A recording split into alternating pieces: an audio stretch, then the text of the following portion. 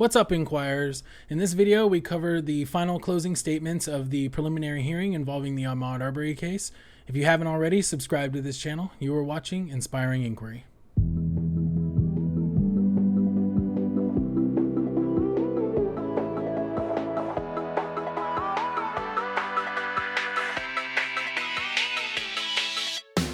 Opening and reserve closing. All right, and we're here for the attorney.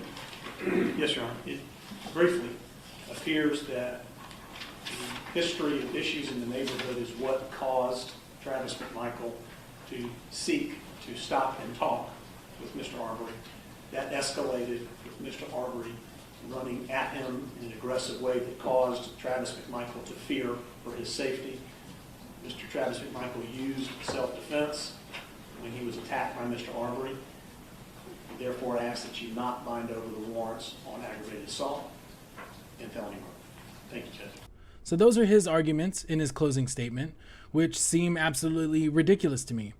Because he would want the court to believe, the judge to believe, that after all the events that took place, where they started chasing Ahmaud Arbery after not seeing him commit any crime, they tried to corral him several times, cut him off, pointed a weapon at him, stopped in front of him in the road, and eventually shot at him, and they want everyone to believe that they were the ones who feared for their life, that they were the ones that were in danger. I don't know how someone can honestly sit there and say that their client is the one who feared for their life when not only are they the one put themselves in that situation, but they continued over and over and over again to block and try and corral him to the point where he felt like he had no other choice. Next, we're going to hear from Franklin Hogue, Gregory McMichael's attorney. Your Honor, as you've heard, the warrants against Greg McMichael charge him with aiding and abetting Travis McMichael in the discharging of a shotgun shooting Ahmaud Arbery. Thus, the question comes down to the intent behind Greg McMichael's actions at the moment the shooting occurred. So while we may agree that leaving his home that day with a firearm may not have been a very good idea, for the reasons that he did it, though, he was trying to intercept someone. He had a thought, a feeling, a gut instinct, I think was Agent Dial's word, but we heard actually he had some visual evidence to believe this may be a person that's been here before that I want to stop and question, or have a police question. So for Greg McMichael, aiding and abetting, the evidence should not be sufficient to carry over these warrants. We should just let the grand jury, if the state decides to present it to the grand jury as it's been charged in these warrants, let a grand jury pass on it. Once again, we have another attorney arguing for intent and focusing on the reason why they conducted their actions instead of the fact that they did conduct those actions, which is what the hearing is about. It's whether or not they actually did what they're being charged for, not why they did it. Never mind the fact that Agent Dial already gave testimony and evidence to show how Gregory McMichael both assisted and encouraged in both of the crimes that took place on their part that day. Next up, we get to listen to Kevin Goff's long-winded bastardization of the evidence given here today in his arguments. Your Honor, I would note that I filed a motion to dismiss facially defective arrest warrant this morning.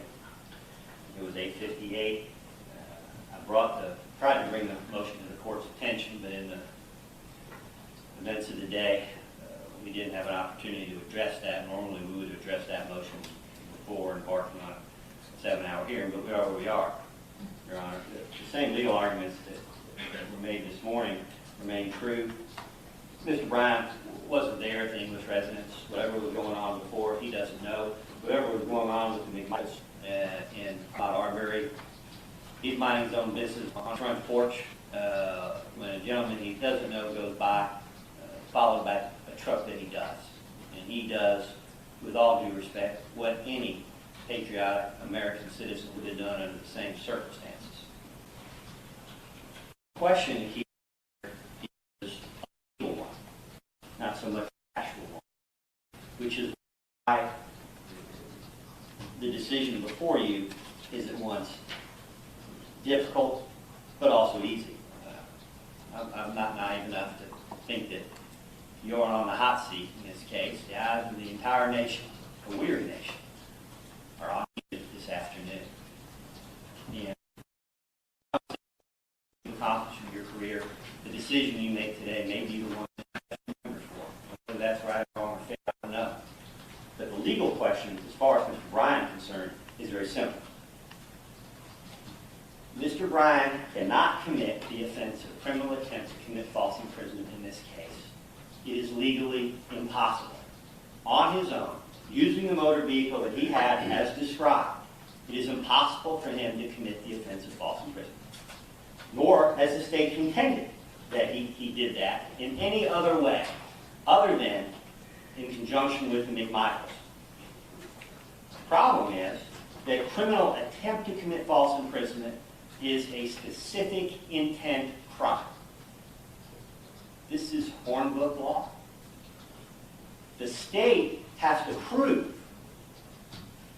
here by probable cause, later by beyond a reasonable doubt. Their burden here today is to prove to your honor probable cause to believe that Mr. Bryan, who had no communication whatsoever with the McMichaels prior to the shooting, none whatsoever, whether he knew that the McMichaels were unlawfully attempting to imprison Mr. Arbery, to deprive Mr. Arbery of his personal liberty, which is in the wording of the statute. It is an impossibility under these circumstances to show that Mr. Bryan knew that the McMichaels were acting wrongfully. It's an impossible burden to meet. Not 50%, not 2%. There's not a scintilla of evidence to show that Mr. Bryan had the specific intent to commit the offense of criminal attempt to commit false imprisonment. For the reasons I have set forth in the motion, I think it's abundantly clear that Officer Dial, as an officer of the state, doing his duty as he understood it, very carefully crafted the warrant in such a way to avoid the very questions that Judge Walmsley was not presented with, but that you are squarely today. And again, it's a criminal attempt. The fact that Mr. Bryan does not know what's going on is his legal defense. The state has it backwards. They're thinking that because Mr. Bryan doesn't know what's going on, that he acted unlawfully. The fact that he doesn't know what's going on is his defense. He cannot form the specific intent to commit false imprisonment. And therefore, as a matter of Hornbook law, the charge is due to be dismissed. In the state of Georgia, the Cobb County District Attorney's Office is capable of a bunch of prosecutors we will ever see in this state, with all the resources at their disposal. If they have some case law, some legal authority, even some good faith basis to argue for the substantial expansion of our criminal law that they're asking for here today, they're going to have that moment in just a moment to do that. Your Honor, I'm not begging you to dismiss these charges. We expect that you will follow the law, just as the Arbery family has had a right to expect that everyone in the criminal justice system would follow that law. They're expecting justice. They're demanding justice. Well, on behalf of Mr. Bryan, I'm also demanding justice. We are respectfully asking this court to dismiss the criminal attempt to commit false imprisonment. Since the criminal attempt to commit false imprisonment is the only predicate felony supporting the felony murder charge, once the court dismisses the criminal attempt to commit false imprisonment, the dismissal of the felony murder charge follows. I would also point out that there has been no evidence presented to establish the causal relationship necessary to sustain the felony murder charge anyway. How Mr. Bryan's actions on that day have any causal connection, any proximate cause to the shooting remains a mystery to me. I think McMichaels has argued the same point. But we don't even get there. You don't have to go through the tortuous history of felony murder in Georgia because the underlying felony doesn't exist. Mr. Bryan committed no crime. He acted lawfully, and as we would hope any concerned citizen in our country would do under the same circumstances. That doesn't mean that the McMichaels won't have their day in court, one or both. And surely the Arbery's have every right to their day in court and for justice, whatever that means. But my point today, as I represent Mr. Arbery, is Mr. Arbery committed no crime. Whether he could or should have done something different, there's simply no crime. There's no false imprisonment because there's no evidence to establish specific intent to falsely imprison. And for that reason, we're asking you to do that. You know, it's been said in the book of Amos, which some people consider the Bible instructive, some don't. The book of Amos says, "Let justice roll down like waters and righteousness like a mighty stream." Latin, the Romans had a different phrase. Fiat justia ruat paelum. I'm probably mispronouncing that. And translated into English, that means let justice be done so the heavens may fall. And I fully understand the consequences for the community and for the court of dismissing the charge against Mr. Bryan. And I'm so glad that I'm sitting here and that I'm not in your shoes. But that is the result that justice demands in this case, and that's what we're asking for, nothing less. Thank you. In response to that, This guy. So at the beginning of the entire hearing, Kevin Goff gets up and asks to present a motion for dismissal. The judge tells him to go ahead and sit down and ignores it. So what does he do during his closing statements? He gets up and the first thing he does is start complaining about it. Next, he's on to claiming that there was no communication between the McMichaels and Roddy Bryan whatsoever, except for the fact that when Roddy Bryan first became involved, he, according to his own statement, said to the McMichaels, "You got him?" Next, he would have us believe that his client only did what any patriotic citizen would do, what we would expect them to do, which is absolutely ridiculous. What I personally would expect any American citizen to do is to figure out what's going on before assuming what's going on and picking a side. I would have called 911 immediately when you see other people chasing somebody. That's what I would have done. Next, he would have us believe that his client lacks the specific intent required for false imprisonment, even though, according to his client's own statements, he several times attempted to block him in, cut him off, in other words, detain him. That because he didn't know what the McMichaels were doing and what their intent was behind what they were doing, that him just helping him, that he's just innocent and that he's just a victim of the circumstances. Well, I'm sorry, but your client being an idiot isn't a legal defense. Going on to argue that Agent Dial was the one who in fact crafted the warrant to be a specific way to avoid certain questions. Never mind that he and the other attorneys have been trying to make this evidence fit their particular narrative, each one of them having a different narrative and each one of them picking the evidence that they want that goes along with that narrative. I also find it hilarious that he felt the need to clarify that he wasn't begging for the judge. He wanted to make sure that he knew that. And as for the Bible quotes, that's just useless because you can find a Bible quote to support anything that you say if you take it out of context. Bible quotes, just like everything else in a story, goes along with a particular context. If you just rip a quote out, you're ripping it out of the context, and you can get any words to go together to fit whatever you're trying to push, as we will later see whenever the prosecutor gets up there. Lastly, he says that he's glad to be in his shoes rather than the judge's, which I don't know why he would say that because the judge isn't the one up there making himself look like a jackass. Next, we're going to see the prosecutor give his closing statement in a retort to their final arguments.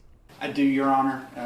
I'll be brief. I first want to remind the court, as I normally would in matters such as these, what the legal standard is, and I know you are an expert in that standard. We are dealing with probable cause here. This has seemed to be almost a mini trial that has happened here today, but I know that this court is keenly aware of the standard of probable cause. More likely than not that a crime was committed, and more likely than not that the defendants that are now stand charged were legally responsible for what happened.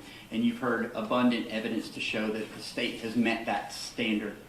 On February the 23rd of 2020, victim Ahmaud Arbery was chased, hunted down, and ultimately executed at the hands of these men.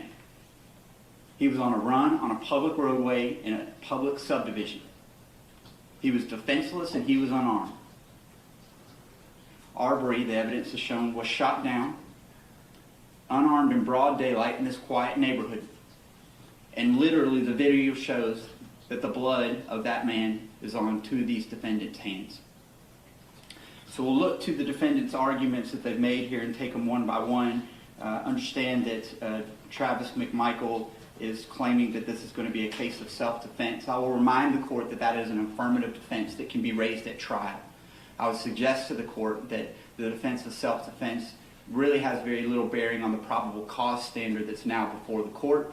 We understand that defendant Travis McMichael at some future date may very well want to try to articulate to some other finder of fact that this was a case of self-defense, and we would welcome that opportunity to combat that defense.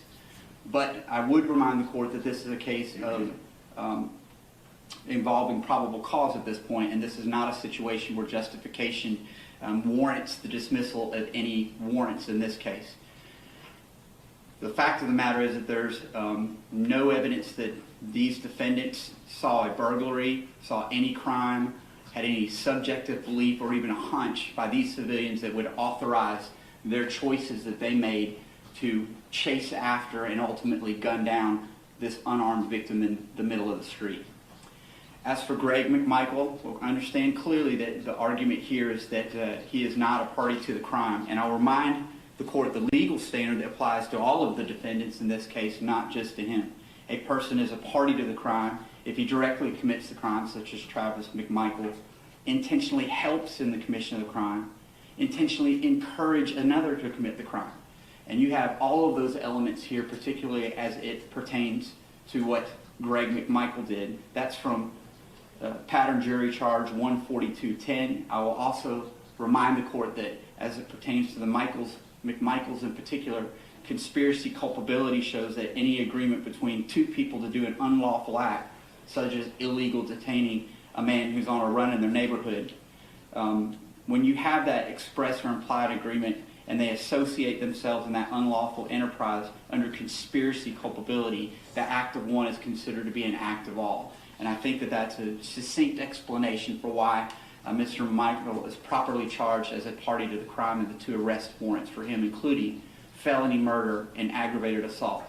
And using some but-for causation here, Your Honor, I will point out that but for the actions of Gregory McMichael walking into his home and asking his son to arm up with him, Ahmaud Arbery might very well be alive today. And I would suggest to the court regarding the arguments that Mr. Bryan has made that any American would have done what he did. Those are asinine assertions. Any American would pick up the phone and call 911.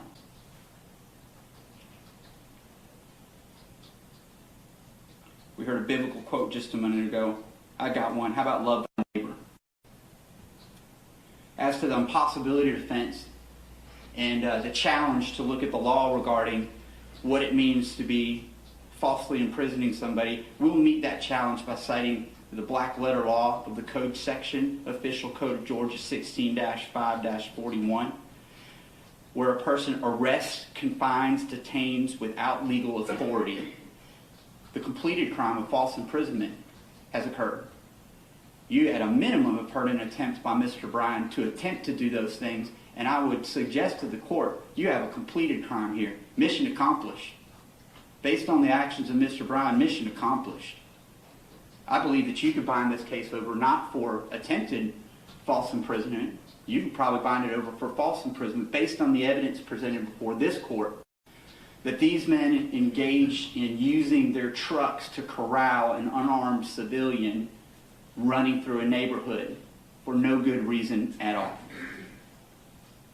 So, to meet that challenge, we cite OCGA 16-5-41 as our legal authority. And I again will pose to the court the question under but-for causation, that but for the actions of Mr. Bryan, perhaps Mr. Arbery would be alive today. But for his choice to jump in this chase using two pickup trucks in a neighborhood, perhaps Mr. Arbery would have been able to flee his tormentors. And make no mistake about it, Mr. Arbery was tormented, he was hunted, he was targeted, and these men admitted that. You can't turn around and use the words self-defense and justification as some sort of magic talisman to make those facts disappear. Ahmaud had zero obligation to stop in the face of these two pursuing pickup trucks, one loaded with two armed non-law enforcement civilians who literally chased him through a public neighborhood in a public roadway and gunned him down in broad daylight. Judge, we believe that we've presented sufficient evidence to support the probable cause for these arrest warrants. We understand the defense arguments that they're making as to each of the defendants here, and we look forward from the state's perspective to our opportunity to address those more thoroughly in front of some finder of fact in a future jury. Anything further from your defendants? No, Your Honor, thank you. I was curious, was that rhetoric, or are they asking you to change the charge to false imprisonment from criminal intent? It matters not what you bind it over for, Your Honor, but I'd suggest to the court that either would be appropriate. There certainly was, during points of this position, an attempt to falsely imprison Mr. Arbery, and I would suggest to the court that their actions actually did detain him inside the neighborhood at some point too. So you probably have a combination of both. But as I know the court's aware, almost every completed crime first involves an attempt to start that crime. All right, But Your Honor, if this, thank you, you may sit. thank you, Your Honor.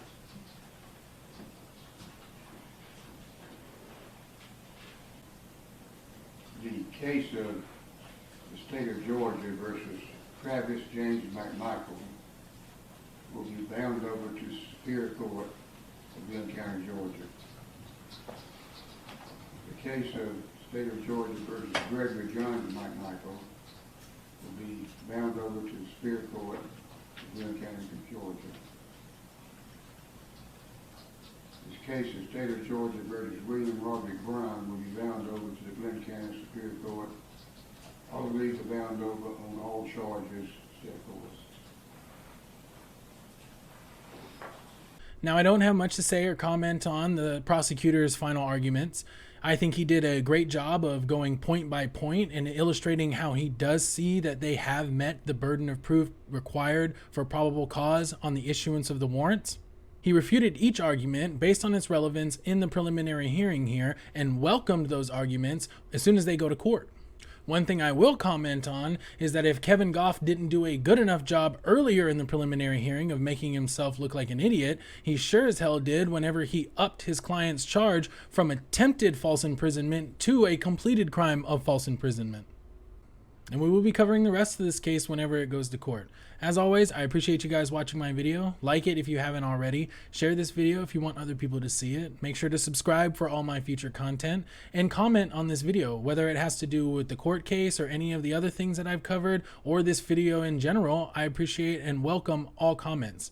As always, you guys are watching Inspiring Inquiry.